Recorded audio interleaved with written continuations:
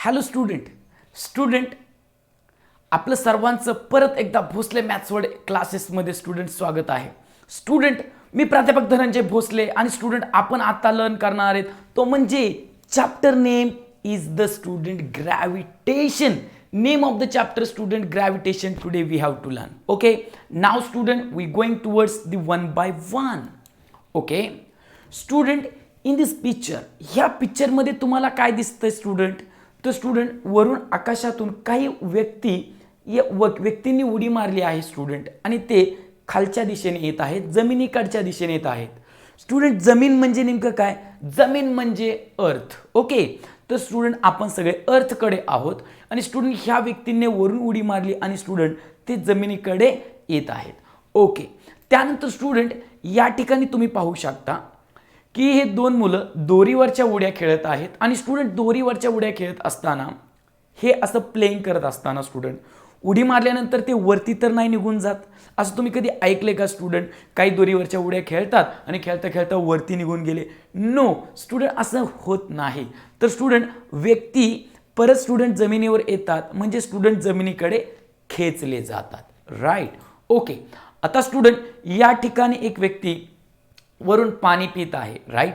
तर स्टुडंट पाणी पित असताना तर ते पाणी बॉटल जे आहे स्टुडंट ती वरती धरलेली आहे आणि स्टुडंट बॉटलमधून पाणी हे खालच्या दिशेने येत आहे. राईट.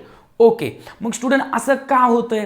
पाणी वरून खाली येतंय, वरून उड्या मारलेल्या आकाशातून उडी मारलेले जे काही लोक आहेत, आता आकाशातून म्हणजे मित्रांनो त्यांनी टेकडीवरून उडी मारलेली असेल, ओके, किंवा हेलिकॉप्टरमधून उडी मारलेली असू शकते.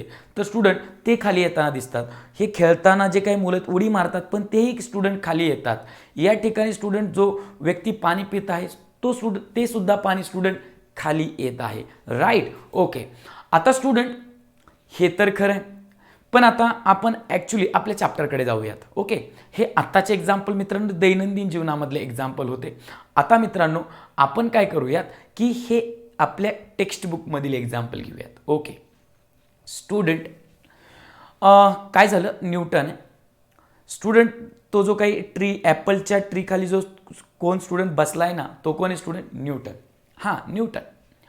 तर स्टुडंट त्या ट्रीचं एक ॲपल वरून खाली येताना पडतं. राईट. आणि ते नेमकं स्टुडंट न्यूटनच्या आसपास अंगावरती पडतं. मग स्टुडंट न्यूटन पाहतो आजूबाजूला तर कोणीच नाही आहे, मग हे ॲपल वरून कसं काय खाली आलं आहे? किंवा वरती पण झाडावर पाहिलं तर स्टुडंट वरती पण त्याला कोणी दिसत नाही. मग हे ॲपल, आता बघा आपण जर स्टुडंट ॲपल म्हणजे न्यूटनच्या जागी असतो तर स्टुडंट आपण ॲपल घेतला असता आणि खाऊन टाकलं असतं. राईट. पण स्टुडंट न्यूटनने ते ॲपल कसं आलं, ॲपल कुठून आलं, यावर न्यूटनने काय केलं आहे स्टुडंट तर विचार केला. तर स्टुडंट तर न्यूटनला असं वाटलं की हे ॲपल आहे तर ते झाडावरून तुटलं. ओके, ठीक आहे, पण स्टुडंट ते खालीच का आलं? अजून खूप सगळ्या दिशा आहेत. या लेफ्ट साईड आहे, राईट साईड आहे स्टुडंट, ओके, अप्पर साईड आहे, ह्या साईड किंवा हे जे काही इन्क्लिनेशनच्या ज्या साईड्स आहेत तिरप्या, तर त्या साईडला हे ॲपल का गेलं नाही? हे ॲपल खालीच का आलं आहे? मग ॲपलला असं वाटलं की नेमकं की हे जे काही ॲपल आणि अर्थ किंवा त्यांच्यामध्ये काहीतरी काय अट्रॅक्शन आहे, किंवा ॲपल आणि मी ह्यांच्यामध्ये काय आहे स्टुडंट तर अट्रॅक्शन आहे. आणि म्हणून या गोष्टींवरून की न्यूटनने एक स्टुडंट लाईन लिहिली आणि स्टुडंट म्हणजे ऑब्झर्वेशन करून स्टुडंट लाईन लिहिली.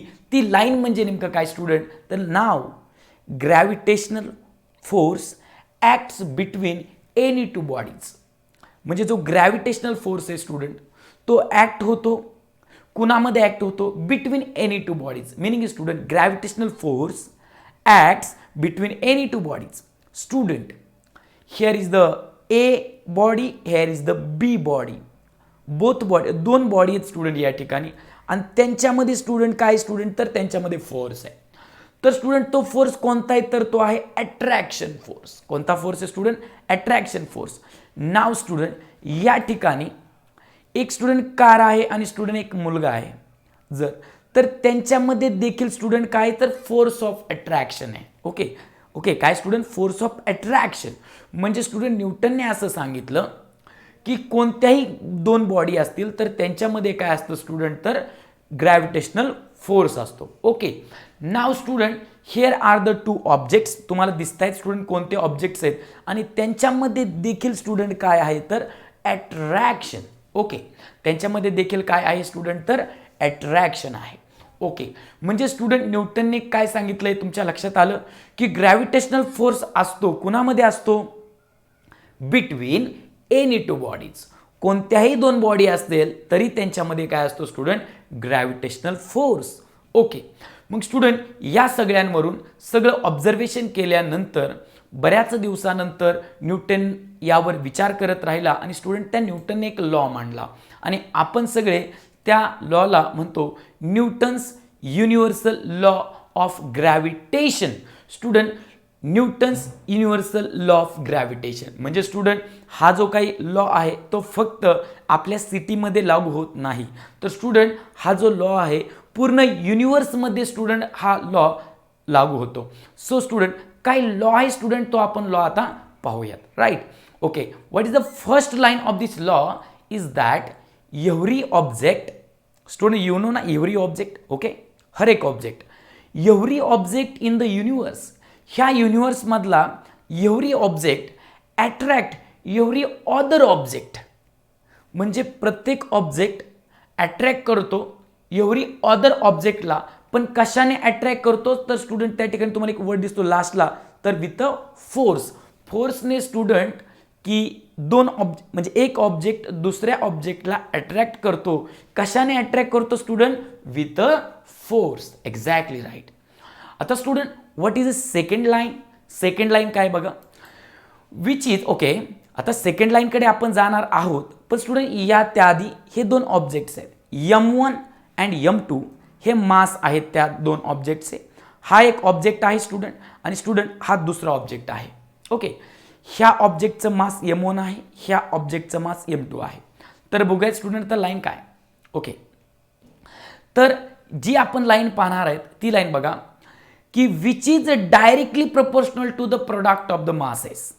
ह्या ज्या दोन बॉडी आहेत स्टुडंट, त्या दोन बॉडींमध्ये जो फोर्स आहे ना, ह्या ज्या दोन बॉडीज, न्यूटनने पहिली लाईन सांगितली युनिव्हर्समध्ये ज्या काही दोन बॉडी असतील त्यांच्यामध्ये काय स्टुडंट, ग्रॅव्हिटेशनल फोर्स आहे. ओके, ते सांगितलं, पण आता आपण लॉ पाहायला चाललो की स्टुडंट ह्या दोन बॉडीज आहेत, ह्या दोन बॉडींमध्ये काय स्टुडंट, फोर्स आहे. ह्या दोन बॉडी एकमेकांना अट्रॅक्ट करतात. कशाने अट्रॅक्ट करतात, तर स्टुडंट फोर्सने अट्रॅक्ट करतात. राईट.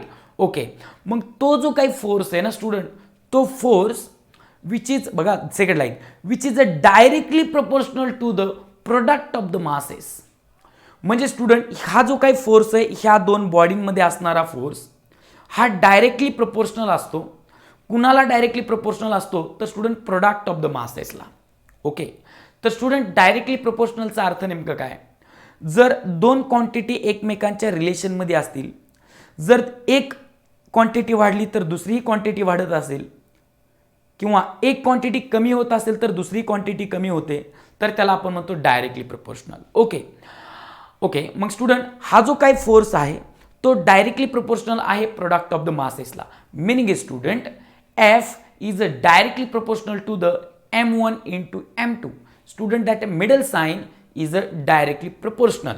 ओके, आता स्टुडंट की हे जे आहे त्याला आपण दिला नंबर 1. ओके, स्टुडंट लॉची थर्ड लाईन चेक करा की जो काही फोर्स आहे ना, force is inversely proportional to the, force कसा आहे, इनव्हर्सली प्रपोर्शनल आहे. कुणाला inversely proportional to the square of the distance between them.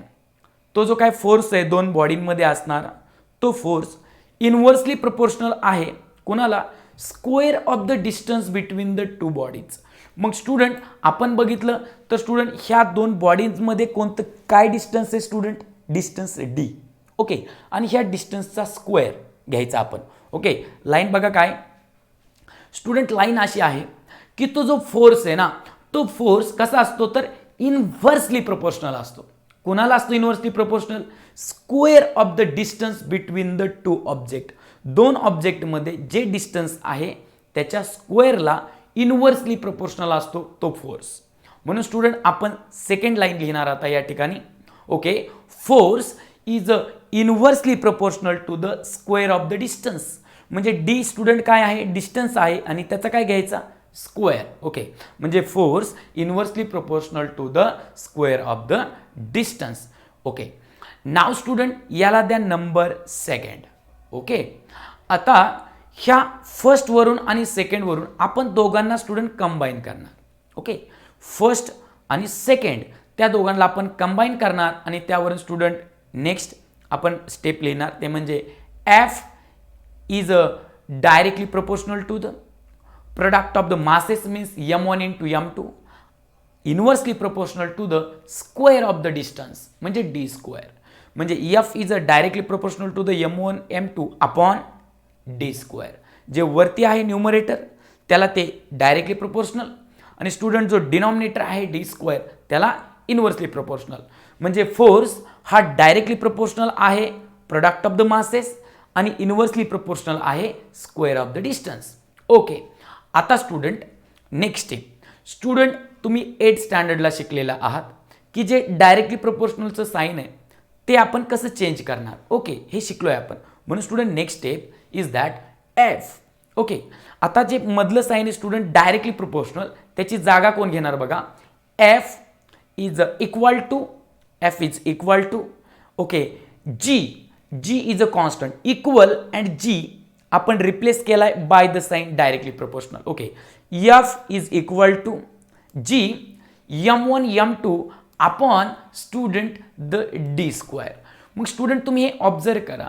Observe केल्यानंतर तुमच्या लक्षामध्ये येईल की जे मधलं स्टुडंट डायरेक्टली प्रोपोर्शनलचं जे साईन होतं ना त्याच्या जागी काय आलंय तर इक्वलचं साईन आलं आणि स्टुडंट जी आला. लक्षात आलं सर्वांच्या. Okay, very good. Right. And student this is the force between any two bodies. कोणत्याही जरी दोन बॉडी असतील तरी त्यांच्यामध्ये कोणता फोर्स असतो तर स्टुडंट हा फोर्स असतो F is equal to G m1 m2 upon D square. Okay, पण स्टुडंट तो जी म्हणजे काय आहे. जी म्हणजे आहे student the universal constant of gravitation. Okay, universal constant आहे ग्रॅव्हिटेशन म्हणजे जी ही एक कॉन्स्टंट नंबर आहे. ओके, नाव स्टुडंट नेक्स्ट. ओके, आता स्टुडंट आपण इथपर्यंत बघितलं की Newton's universal law of gravitation.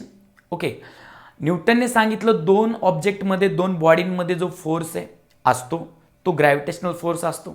त्यासाठी त्याने एक लॉ मांडला आणि स्टुडंट त्याने फॉर्म्युला सुद्धा आपल्याला एक्सप्लेन करून सांगितला. राईट.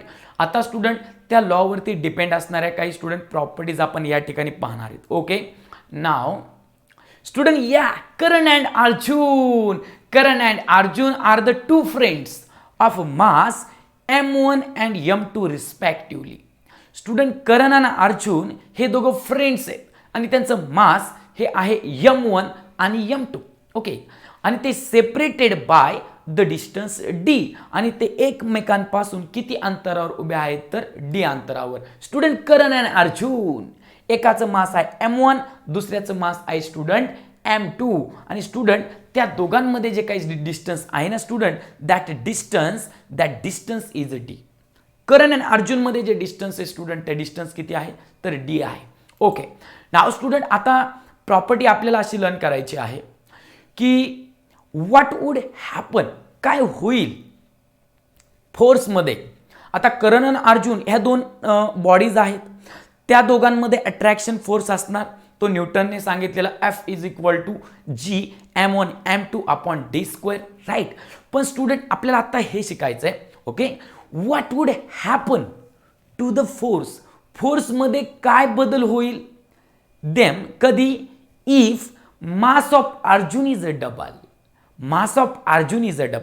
जर अर्जुनचं मास जर डबल झालं तर काय होईल स्टुडंट हे आपल्याला बघायचं आहे. ओके, आता आपण एक काम करूयात. If m2 is a double बघा second line m2 is a double. आता स्टुडंट m2 डबल होणार आहे कारण की अर्जुनचं मास डबल होणार आहे म्हणजे स्टुडंट काय होणार की हा अर्जुन स्टुडंट डबल होणार आणि अर्जुन डबल होणार म्हणजे त्याचं मास सुद्धा डबल होणार म्हणजे m2 च्या जागी आता आपण घेणार 2m2. राईट. मग स्टुडंट आपला दोन बॉडींमध्ये जो फोर्स असतो त्याचा formula F is equal to G m1 m2 upon D square. Student number 1. Student आता की अर्जुनचं मास होतं m2 आणि m2 स्टुडंट आता डबल झालाय. m2 काय स्टुडंट आता डबल झालाय तर आता स्टुडंट आपण m2 च्या जागी टाकणार 2m2. काय टाकणार student 2m2. So student next स्टेपमध्ये बघा की आपण काय केलंय तर ती m2 आहे ना स्टुडंट वरता m2, तर त्या m2च्या जागी आपण काय पुट केलंय आता 2m2 टाकले, राईट. ओके, आता स्टुडंट आपण ह्याचं जर कॅल्क्युलेशन्स जर करायला गेलो ना स्टुडंट तर आपल्याला असं दिसणार की जो 2 आहे तो पुढे जाणार, राईट. ओके, नेक्स्ट स्टेप तो 2 आहे तो स्टुडंट पुढे जाणार आणि राहिलेली स्टेप काय बघा की G m1 m2 upon D square, right आहे स्टुडंट, राईट. तो 2 पुढे गेला आणि राहिलं काय G m1 m2 upon D square. आता स्टुडंट एक गोष्ट लक्षात घ्या, तो जी m1 m2 upon D square आहे ना तो म्हणजे आपला फोर्स आहे. तो पलीकडे आहे तो नवीन फोर्स तयार झाला F dash. Okay, F dash का नवीन फोर्स तयार झाला स्टुडंट, त्याचं रिझन असं की अर्जुनचं मास डबल झालंय म्हणजे फोर्स चेंज होणार, त्यामुळे स्टुडंट आपण त्या चेंज झालेल्या फोर्सला नवीन नाव दिलं एफ डॅश. ओके, तो एफ डॅश स्टुडंट तसाच आला आणि अलीकडे 2 आणि हा जो काही ब्रॅकेट दिसतोय जी m1 m2 upon D square हा तर आपला आधीचा फोर्स आहे नंबर 1 मध्ये दिसतोय तो. मग स्टुडंट त्याच्या जागी आपण एफ लिहिलं म्हणजे F dash is equal to 2f. Okay, म्हणजे आधीचा जो काही फोर्स होता त्या दोघांमध्ये की ज्यावेळेस त्यांचं मास m1 आणि m2 होतं, ओके, त्यावेळेस फोर्स f होता. पण स्टुडंट की ज्यावेळेस अर्जुनचं मास डबल झालंय त्यावेळेस मात्र फोर्स चेंज झाला एफ डॅश आणि आपल्याला लास्टला भेटलं F dash is equal to 2f. Okay, म्हणजे नवीन जो फोर्स आहे तो आधीच्या फोर्सच्या डबल झालाय, राईट. म्हणजे F dash is equal to 2f. So force is a double. Okay, force become double म्हणजे अर्जुनचं मास डबल झालंय म्हणून फोर्स सुद्धा काय झाला student double, right. Okay student, आता नेक्स्ट आपल्याला बघायचं आहे की अजून फोर्समध्ये कधी चेंज होईल. ओके, आपण ओके कन्सिडर करू student what would happen to the force. आता परत म्हणलं फोर्समध्ये काय होईल की ज्यावेळेस if mass of both Karan and Arjun is a double. Student आधी आपण बघितलं फक्त अर्जुनचं मास डबल होत होतं, आता दोघांचे मासेस डबल होणार आहेत. ओके, म्हणजे m1 बनणार 2m1 आणि m2 सुद्धा बनणार 2m2. Okay, now student m1 and m2 is doubled. आता दोघांचे मास स्टुडंट डबल होणार म्हणजे m1 replace by 2m1 and student m2 is replace by 2m2, right. आता स्टुडंट हे दोन बॉडीज आहेत त्यांच्यामध्ये फोर्स असणार न्यूटनने सांगितलेला तो F is equal to G m1 m2 upon D square. Student आपण त्याकडे जाऊयात. Okay, write the formula. Okay student, this is the formula. आता यामध्ये m1 आपण रिप्लेस करणार 2m1 ने आणि m2 आपण रिप्लेस करणार 2m2 ने. ओके, सो स्टुडंट बघा m1 रिप्लेस केला 2m1 ने, m2 रिप्लेस केला 2m2 ने, कारण की दोघांचे मासेस आता डबल झालेत. मग आता काय होणार स्टुडंट ह्या स्टेपमध्ये, या स्टेपमध्ये स्टुडंट होणार की हे 2m2 आणि 2m1 आहे तो जो 2 आहे त्यांच्यामध्ये मल्टिप्लिकेशन होईल आणि 2 × 2 स्टुडंट 4 होणार. ओके, आणि तो 4 पुढे जाईल म्हणजे student F is equal to 4 G m1 m2 upon D square, right. पण स्टुडंट ज्या ठिकाणी आपण या ठिकाणी m1 आणि m2 रिप्लेस केला, ओके, 2m1 आणि 2m2 ने, मग स्टुडंट मास चेंज झाले मग तिकडे फोर्स पण चेंज झाला म्हणून त्या ठिकाणी नवीन फोर्स लिहिला एफ डॅश, नवीन फोर्स लिहिला एफ डॅश, नवीन नाव दिलं म्हणजे स्टुडंट नवीन फोर्स झाला, राईट. ओके, मग स्टुडंट पलीकडे एफ डॅश आहे, अलीकडे 4 G m1 m2 upon D square आहे. पण अलीकडचा 4 सोडून जर बाकीचं जर आपण रीड केलं ना जी m1 m2 upon D square तर ते दिसते आपल्या स्टुडंट या ठिकाणी 1 मध्ये म्हणजे स्टुडंट त्याची किंमत येणार एफ. बघा स्टुडंट पलीकडे लेफ्ट साईडला काय एफ. सो स्टुडंट या जागी स्टुडंट आपण लिहिणार एफ म्हणजे अलीकडच्या म्हणजे RHS साईडला होणार 4f. So next step is that F dash is equal to 4f. Student हा जो एफ आहे 4f वाला एफ, तो एफ स्टुडंट हा होता आधीचा फोर्स, ओके, ओल्ड फोर्स. आणि स्टुडंट एफ डॅश जो आहे तो आहे new force. Student new force म्हणजे नेमकं काय की ज्या वेळेस दोघांचे जे मास आहेत करण आणि अर्जुनचे जे डबल झाले त्यामुळे फोर्स चेंज झाला तो आहे एफ डॅश. म्हणजे स्टुडंट न्यू फोर्स हा 4 टाइम्स द ओल्ड फोर्स झाला म्हणजे आधीचा फोर्स हा 4 टाइम्स झाला.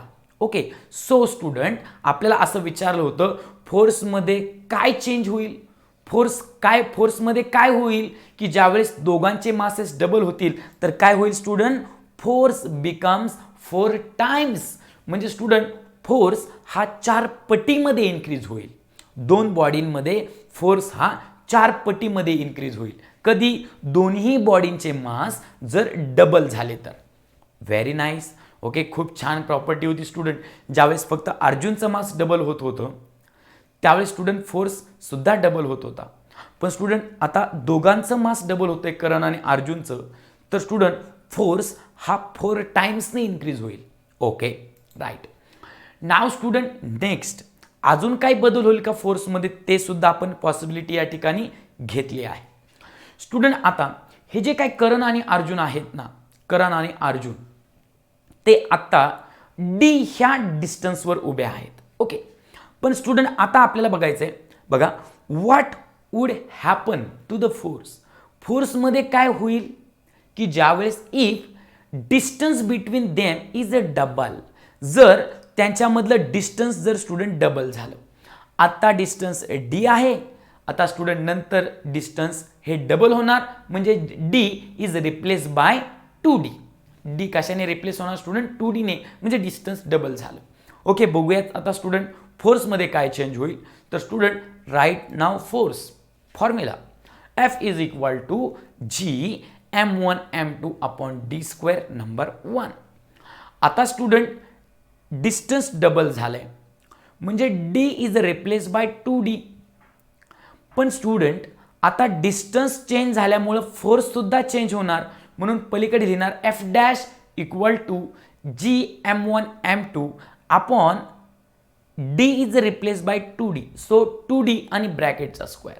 ओके, नाव स्टुडंट नेक्स्ट स्टेपला काय होणार की जो डिनॉमिनेटरचा 2dचा स्क्वेअर आहे ना, तर स्टुडंट स्क्वेअर केल्यामुळे 2चा स्क्वेअर 4 होणार आणि डीचा स्क्वेअर होणार. Okay, next step F dash equal to 1/4. तो स्टुडंट 2 स्क्वेअरवाला 4 आधीच्या स्टेपमध्ये सांगितलेला, स्क्वेअर केल्यानंतर तो पुढे लिहिला 1/4 in bracket G m1 m2 upon d square.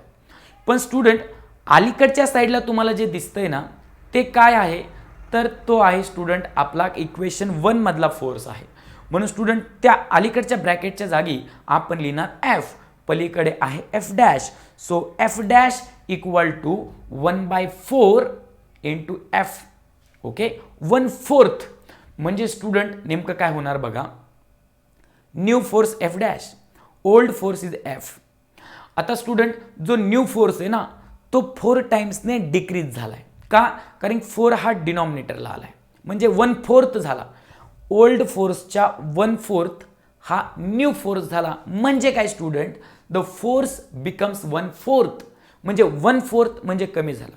Example student, जर आधी जर 100 जर फोर्स असेल तर आता न्यू फोर्स होईल 25, कमी होईल स्टुडंट, डिक्रीज होईल. का, डिस्टन्स इन्क्रीज झाले स्टुडंट दोन ऑब्जेक्टमध्ये. म्हणजे जसं जसं दोन ऑब्जेक्टमध्ये डिस्टन्स इन्क्रीज होईल तसं तसं त्यांच्यामधील फोर्स काय होईल स्टुडंट, डिक्रीज होईल. यावरून आपल्या लक्षामध्ये येतं. Very fantastic student this concept. Okay, आता स्टुडंट बघूयात नेक्स्ट अजून, what would happen to the force between them if the value of G is a double. Student आता G ची व्हॅल्यू डबल झाल्यानंतर काय होईल फोर्समध्ये ते आपल्याला पाहायचंय. बघा, आपण पहिल्यांदा फर्स्ट स्टेपमध्ये पाहिलं की ज्यावेळेस अर्जुनचं मास डबल होतं, सेकंडमध्ये पाहिलं करण आणि अर्जुनचं मास डबल होत होतं, थर्ड कंडिशन पाहिली की त्यांच्यामधलं डिस्टन्स डबल होत होतं, आणि आत्ता कंडिशन आपल्याला आहे की जो कॉन्स्टंट आहे स्टुडंट फॉर्म्युल्यामध्ये G, universal constant of gravitation, आता तो डबल झाला तर फोर्समध्ये काय होईल ते आपल्याला पाहायचं आहे. Okay student, number 1 equation. Okay, आता जो G आहे तो डबल झाला तर काय होईल बघूयात आपण. म्हणजे G is replace by 2G. Okay, now next बघा, मग आता G जर डबल झाला तर फोर्स सुद्धा चेंज होणार. ओके, म्हणून स्टुडंट लेफ्ट साईडला F डॅश लिहिलंय. लेफ्ट साईडला काय लिहिलं student, F dash is equal to G is replace by 2G, कारण की तो G आता डबल झालाय, m1 m2 upon d square. Student तो 2 सोडता जो अलीकडे दिसते आपल्याला g m1 m2 upon D square हे काय आहे तर स्टुडंट इक्वेशन 1 मध्ये जे आहे ना तेच दिसते म्हणजे तो फोर्स आहे F. Okay, so we write F dash is equal to 2 आणि अलीकडची साईड म्हणजे g m1 m2 upon D स्क्वेअरच्या जागी F म्हणजे F dash is equal to 2F. आता म्हणजे काय झालं स्टुडंट, फोर्स काय झाला, डबल झाला. सो स्टुडंट आपण लिहिणार force is doubled, force double झाला. लक्षात येते स्टुडंट, म्हणजे आपण स्टुडंट किती कंडिशन बघितल्या, 4 कंडिशन. फर्स्ट कंडिशन मध्ये अर्जुनचं मास डबल होत होतं तर फोर्स नवीन डबल होणार. सेकंड कंडिशन, करण आणि अर्जुन दोघांचे सुद्धा मास डबल होत होते म्हणजे जो न्यू फोर्स आहे तो 4 टाइम्स झाला. Okay student, third condition, distance double होत होतं आणि डिस्टन्स फॉर्म्युल्यामध्ये डिनॉमिनेटरला आहे त्यामुळे स्क्वेअर झाल्यानंतर त्याचा 4 झाला, 4 झाला, 2 स्क्वेअर इज 4. म्हणून स्टुडंट जो न्यू फोर्स आहे तो 1/4 झाला कारण की 4 हा डिनॉमिनेटरला आहे, राईट.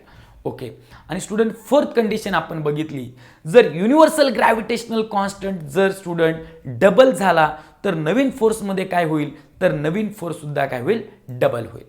ओके, आता स्टुडंट या ठिकाणी आपल्याला एक क्वेश्चन विचारलाय. काय क्वेश्चन आहे बघा, why is G called constant of gravitation. आपल्याला जीला का म्हणायचंय कॉन्स्टंट ऑफ ग्रॅव्हिटेशन.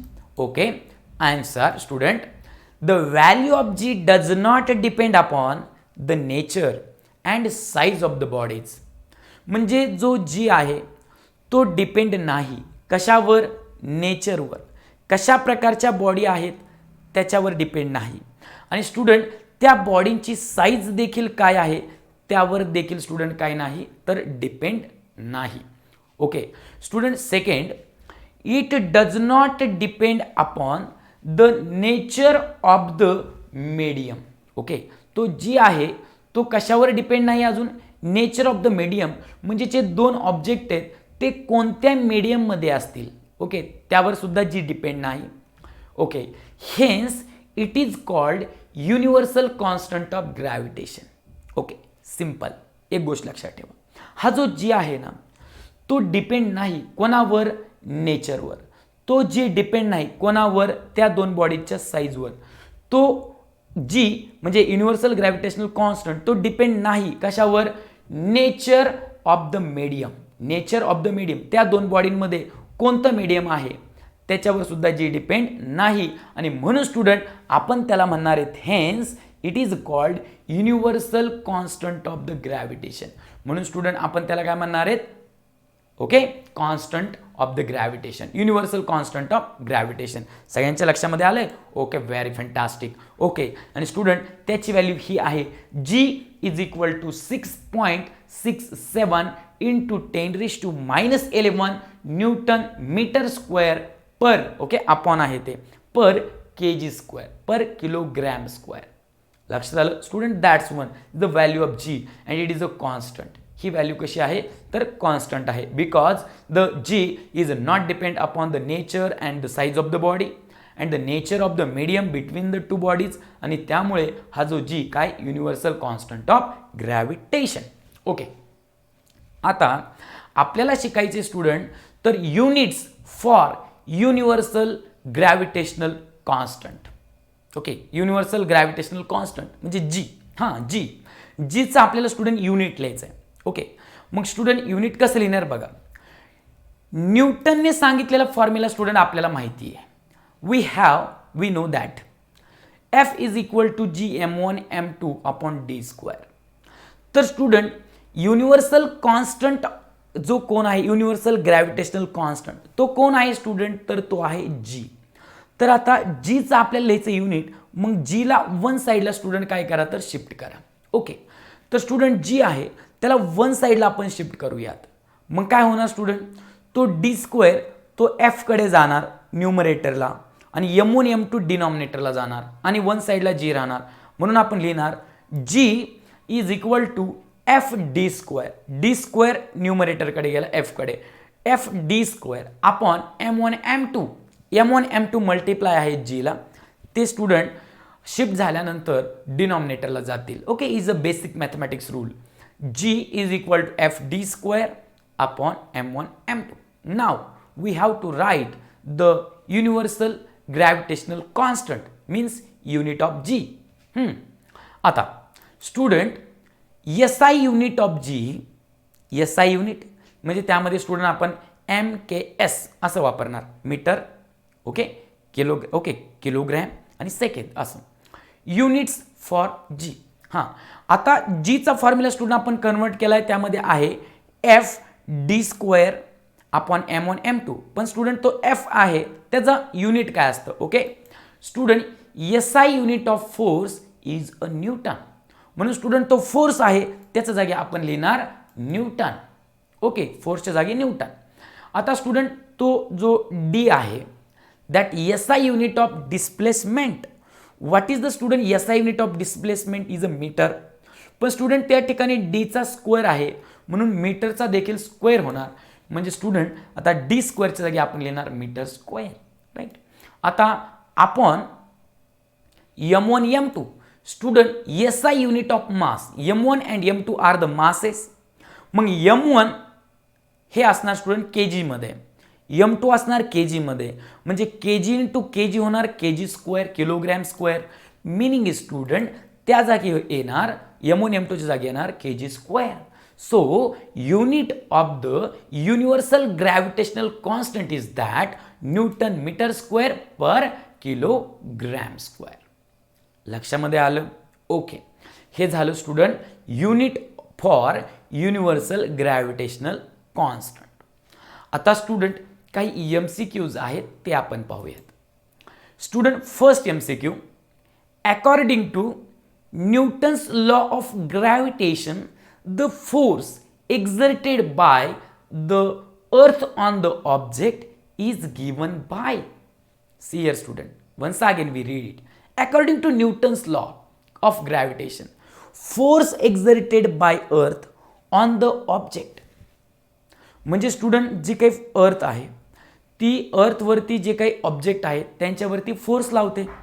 म्हणजे अर्थ आणि अर्थवरचा ऑब्जेक्ट ह्या दोघांमध्ये फोर्स असणार. तो फोर्स न्यूटनने सांगितला. न्यूटनने तर सांगितले दोन बॉडींमध्ये कोणताही फोर्स असतो. मग तो कोणता फोर्स आहे? तो स्टुडंट चेक करा options. F equal to G M1 M2 upon D आलंय, फर्स्ट ऑप्शन D आलंय. ओके, तर तिथे D स्क्वेअर पाहिजे, म्हणजे first option is wrong. Second, F equal to small g आलाय. ओके, आपल्याला कॅपिटल G पाहिजे, second is wrong. Third one, F is equal to capital G M1 M2 upon D square. Right student, third is correct. Fourth check करा एकदा, F is equal to G. Okay, आपल्याला capital G पाहिजे, म्हणजे student third option correct आहे. So student third option is a correct option. Student second, SI unit of universal constant of gravitation. Student आपण आत्ताच check केलंय. Okay, Newton metre square kg⁻² असा first option आहे. Student आपण जो पहिला student option म्हणजे आपण फाइंड केलं होतं student unit of universal constant of gravitation, काय आलं होतं स्टुडंट? ते न्यूटन मीटर स्क्वेअर पर kg² अपॉन kg स्क्वेअर. पण स्टुडंट तो kg स्क्वेअर जर वरती गेला तर तो kg⁻² होत असतं. म्हणून स्टुडंट फर्स्ट ऑप्शन तसा आहे, न्यूटन मीटर स्क्वेअर kg⁻², म्हणजे फर्स्ट ऑप्शन करेक्ट आहे. स्टुडंट तरी आपण बाकीचे रीड करूयात, बाकीच्यांमध्ये काय चेंज आहे. स्टुडंट सेकंड जर बघितला तर आपण तर त्या ठिकाणी डाईन आलंय. ओके, डाईन आले स्टुडंट, तर हे डाईन सेंटीमीटर स्क्वेअर आणि आलं g⁻². राईट ना स्टुडंट? तर त्या ठिकाणी स्टुडंट ते काय रॉंग आहे आपल्याला, कारण की SI युनिट विचारले, CGS नाही. ओके, आता थर्ड ऑप्शन आहे न्यूटन मीटर, आपल्याला मीटरचा स्क्वेअर पाहिजे, त्यामुळे third option is wrong. Fourth बघा, न्यूटन मीटर स्क्वेअर पाहिजे, त्यामुळे तो पण wrong. I think third and fourth is same झाले, पण student first option is the correct option. Student नाव third, the value of G म्हणजे universal constant of gravitation. Okay, त्याची value SI system is experimentally found. त्याची experimentally value found केली तर ती value काय आहे? ती व्हॅल्यू स्टुडंट आपण पाहिली, आणि स्टुडंट ती व्हॅल्यू अशी आहे 6.67 × 10⁻11. हे स्टुडंट आपण व्हॅल्यू पाहिली. ओके, आता स्टुडंट हा जो काही पॉईंट आहे सेंटर ऑफ मास, तो स्टुडंट आपण नेक्स्ट टाइमला नक्की पाहूयात. ओके, नेक्स्ट लेक्चरमध्ये. तर स्टुडंट तोपर्यंत धन्यवाद.